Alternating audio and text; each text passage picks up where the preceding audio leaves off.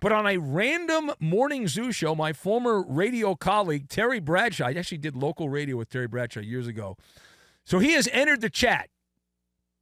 Now, I don't know if anyone wanted him to enter the chat, but Terry's decided to enter the chat. If you did not hear, if you have no idea what I'm talking about, the 4-time Super Bowl champion, the Hall of Famer, the man that's been on television, on the NFL on Fox for like forever, Terry Bradshaw, did not exactly bite his tongue on a local Arkansas radio show when the question was raised, what about Aaron Rodgers? Now, Terry Bradshaw, because of what he did 50 years ago, over 50 years, Terry is like an ambassador now for the Steelers for the rest of his life. And so he was asked about Aaron Rodgers, and it's supposed to happen soon. People are trying to figure out the exact date. We're getting close to the month of June. It's going to happen sometime in June. Rodgers is going to sign.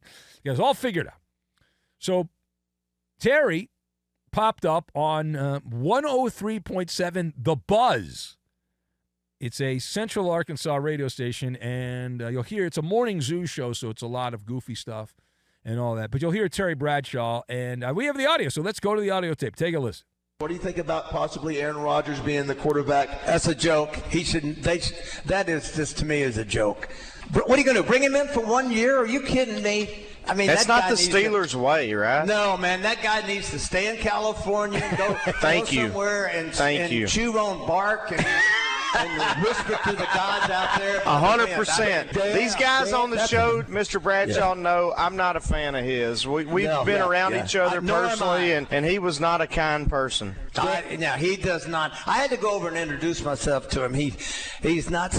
I had to go, hey, Aaron, I'm Terry Bradshaw. I know he knows me, but I just felt like I better tell him who I am. Yeah. And not, you walk in there and you get in his presence and you feel like it's going to start snowing.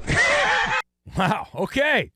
There you go. So that's Terry Bradshaw saying you get in Aaron Rodgers' presence, you feel like it's going to start snowing. But the money part of that was that's a joke.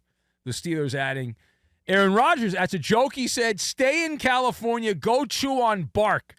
Whisper to the gods out there." Are there different gods in California? I don't know. Maybe there are. Anyway, so let us discuss the question. You just heard the audio.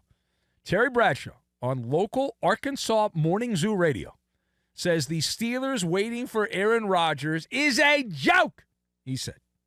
So how do you categorize this one? I've got porcupine, paint by numbers, and AC/DC. And we will combine all of these things together, and we're going to make Arkansas possum pie.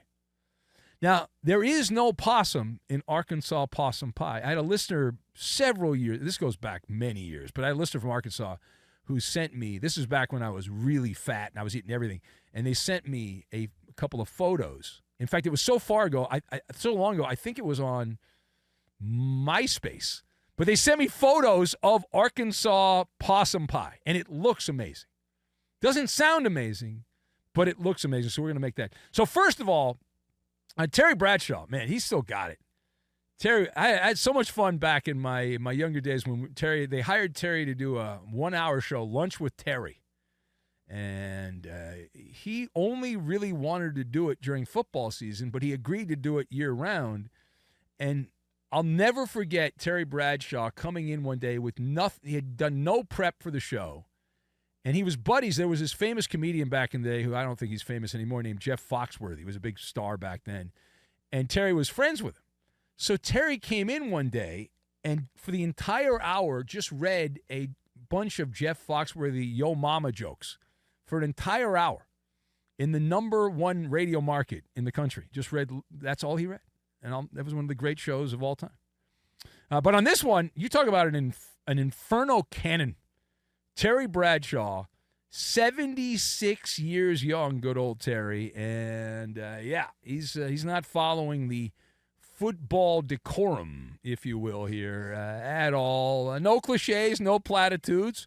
When on local Morning Zoo Radio, act like you're on local Morning Zoo Radio, and you got to be unfiltered. And there's a lot of people shaking their head or nodding their head. Yes, they're like, well, what Rodgers said is accurate. And the real Yinzer fan, they don't want anything to do with Aaron Rodgers. Right? And I love the line Bradshaw said, Rodgers, go chew on bark. like he's a porcupine or something like that. And that's like the exclamation point on the rant. And then he added on a second exclamation point by saying being around Rodgers, implying he's so cold it starts to snow. But I guess Rodgers is a bit of a porcupine. Right? He just apparently chews on bark. Is there ayahuasca in the bark? Maybe that's why he's doing it. I don't know. There's some trees that have the ayahuasca in it, and then that could be the case. Now, obviously, we're not Steeler backers on this. We're not like Spicoli and some of these other cats that love the Steelers. We support Aaron Rodgers because we have an overnight talk show to do. And so we support the idea of Aaron Rodgers going to Pittsburgh because that's good content for a talk radio show. And that's what I do for a living. If I didn't do this for a living, I wouldn't really care. But I do care. So I have some skin in the game. And looking down from the catbird seat, being realistic here, the bar is not high. The bar is not high. The Steelers last year had atrocious quarterbacks. Russell Wilson's been done for several years. They were putting lipstick on that pig. And Justin Fields has never been able to play consistently at a good level. He'll have a good series now and again, but overall, he's not very good. That's why he keeps changing teams, because he sucks. And so that's why Tomlin had him and said, I want nothing to do with this guy. We'll sentence him to Siberia. We'll put him in a Jets uniform. That'll ruin him. I mean, man, when your two quarterbacks, the only jobs they can get are with the Giants and the Jets, that tells you that's your last stop before you leave the NFL when you're playing for those teams. Your last stop. So, but again, the bar is low in Pittsburgh. So Rodgers goes in there, and he only has to be better. He doesn't have to be the MVP version of Rodgers. He merely has to be better than the quarterback room they have right now, which, last I checked, is Mason Rudolph, the red-nosed quarterback, who's back, and Will Howard, who is untested and is a college player that's going to try to make it in the NFL and was not a high draft pick and not highly rated quarterback. All right, secondly, to the rumor mill, working overtime, South Florida we go, where cornerback Jalen Ramsey, former Ram. You can ram it all day, ram it all night, and Duval County. So Jalen Ramsey, currently with the Miami football team, not for long now. The expectation in the next 10 days, he is going to enter the portal, go somewhere else. And so he has been the subject of a lot of trade conversation. It's been bouncing all over the place. And so the Dolphins and Ramsey, there's conflicting reports. I think the general consensus is that there's an agreement there that he's going to end up on a different team, that they've explored trade options. They want to accommodate the player, and there's teams interested. There was a story from Schefter that said that there are more teams interested than most people realize, whatever that means, for Jalen Ramsey. Now, we can advance the story. With that as the setup, with that as the backdrop, the rest of the story. So Jalen Ramsey recently purchased a home, a big home, a nice, expensive home in Fort Worth, which is obviously in the Dallas Metroplex there, and it's really convenient if you were to play, I don't know, for the Cowboys, it would be convenient. And that has fueled trade conversation, as you might imagine. So where are you at on Jalen Ramsey's real estate connection? Is there a there in terms of connecting it to the Cowboys? So, yes, I believe there is a there, despite the insiders saying there's nothing to see here. There's nothing to see. The people that carry the water for the Cowboys. But here's the deal. Ramsey using the art of manifestation. Right? Do not undersell this. Yeah, we have a kind of a painting, if you will. It's a classic painting, like going into an art museum. And in this case, it's paint by numbers. It's like you go to an art store, and you get one of those kits, paint by numbers, and you just got to fill in each number. Like the first number, it says, paint a house. Paint a big house, make the house in Dallas. Check. The second number on the paint by numbers is you put cryptic social media posts out there that make people talk. Check. And then, boom, baby.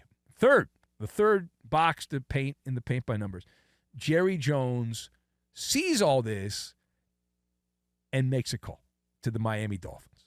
So, paint by numbers. Now, Ramsey, I was like, well, is there a connection to Dallas? And maybe he grew up there, and that's why he wants to go back to that area. And I was like, no, he's from Tennessee. He went to high school in the suburbs of Nashville, went to college at Florida State with the Seminoles. I know Jed, who fled, very excited about that. And then he went off to play in the NFL. And so there's no, unless he is with some woman or something, he's in a relationship with somebody from that area, which is possible. But outside of that, there's no natural connection that I could have found. So it's possible he just loves Texas brisket, barbecue brisket. It's wonderful. I would move there just for the barbecue brisket in Texas. Why not? Maybe he likes the style, the big belt buckles and the boots, or he just needs a tax write-off. There's a couple states. If you make a lot of money, I know this from people. Of course, I don't make a lot of money, but people that have made it big, they tell you first state to move to is Florida, because that's where you. But if you can't go to Florida for some reason, Texas is another one. Right? You just move all your stuff there, and you'll save a lot more money to live the same life that you would live somewhere else, but you just don't have the draconian politicians getting into your pocket and taking your money, and so they can waste it on crap that people don't need. Anyway, so that is the kind of player, though. If you look at the profile of the player, is that not the kind of player that Jerry Jones gets? Name, check. He's a name brand player. So he's got that. B, he's at that point where he's teetering on the brink of falling off the map, check. Jalen Ramsey's got maybe another year or two you can squeeze out of him. But if you look at the comps, it's not particularly good. So he's middle-aged. He's got the name. He's on the back nine. Those are all things that Jerry Jones gets excited about. Jerry likes that a lot. All right, final thought. We go to baseball. That's right, baseball. A story that has been percolating recently. I thought this was funny, and I had a couple of listeners, one of them in Georgia, I don't think in Atlanta, but a Braves fan, and another one in Tennessee, again, not in Atlanta, but a Braves fan. And so two different people sent me this. So I thought, well, if two people sent it and they don't think they know each other, this must be something interesting. And I had not seen this, and I thought I'd share it with you. So recently, Brian Snitker, that is the manager of the Atlanta Braves. So Brian Snitker passionately defended third baseman Austin Riley, who has been El Matador at third base. Ole, ole, ole, ole, as the ball goes through his legs and it bounces off his glove and the whole thing. Anyway, he's committed 5 errors this month. Now, I didn't play in the major leagues. I don't think that's good. Oh, you're being too hard, Ben. Maybe it's good to make 5 errors in a month. Anyway, he decided, Brian Snitker, who did he blame? Did he blame the player? Did he blame, what did he blame? Did he blame the weather?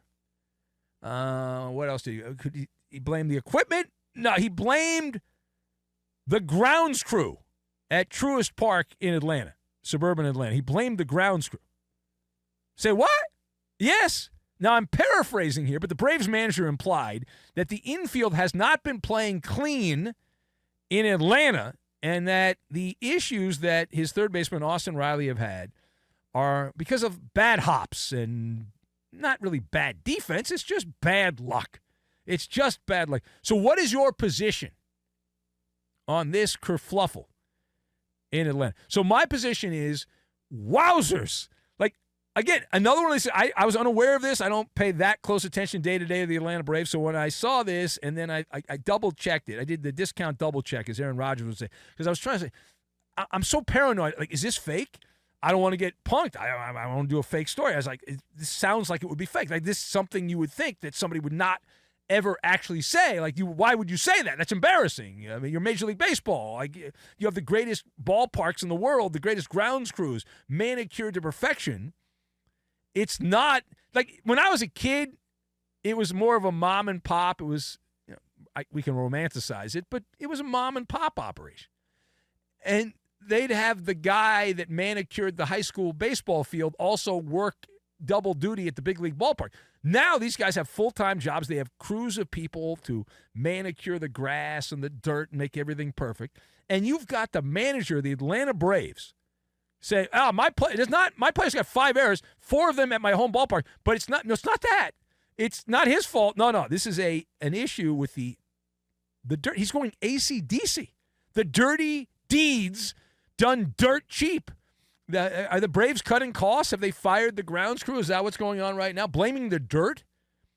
Is there some kind of grand conspiracy I don't know about? Have I missed out on this? Have I been in the dark on this? Like, did they booby trap the part at third base there? Is it like a door that opens up when Austin Riley's about to field the ball? Did they put crabgrass out there? Are there, like, gopher holes? What's going on here? Do we know? Imagine, like, the grounds crew, you think they all get together before the game and they're like, all right, boys, let's see how we can screw over Austin Riley today. What are we going to do at third base? Yeah. The other question, like, why does this only seem to affect Austin Riley? Like, the other team, the Braves play someone every day, a Major League Baseball team, when they're at home this month, and it's Austin Riley that has issues. The other players haven't had the same volume of issues that he has had. So, again, it's another one of these mind-boggling stories. I know the manager's going to defend his players, and that's what you're supposed to do, stand by your players, blah, blah, blah, blah, blah. I get all that.